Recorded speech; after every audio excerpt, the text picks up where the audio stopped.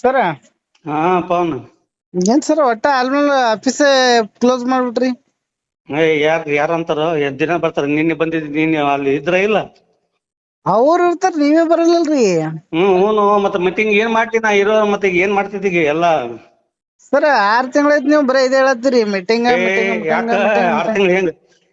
ನೀ ಹೇಳಿದೆ ಖರೇನಾ? ಅಂದ್ರ ನೀವ್ ಹೇಳಿದೆ ಕರೆಕ್ಟ್ ಅದಂದಂಗ ಐತ್ರಿ. ಹೌದು. ಹಾ ರೀ. ಹೌದು.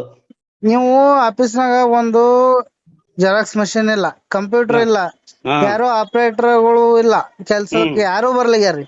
ಹೌದು. ಕೆಲಸ ಇಲ್ಲಿಗೆ 16 ಇಲ್ಲಿ ಮಾಡಕತ್ತೇವಿ, ಅದನ್ನ ಓಡಾಡಕತ್ತೇವಿ. ನಂಗೆ ಸ್ಟಾಪ್ ಇಲ್ಲ, ಬಾಗಲ ತೆಗಿಯೋರು ಸರ್ ಯಾರ ಪ್ಯೂನು ಇಲ್ಲ. ಎಲ್ರಿ? ಮತ್ತ ಅದು ಎಲ್ಲ ಕಡೆನ ನಮ್ 4 ಆಫೀಸ್ನಾಗ ಯಾರ ಪ್ಯೂನು ಇಲ್ಲ, ಯಾರು ಇಲ್ಲ.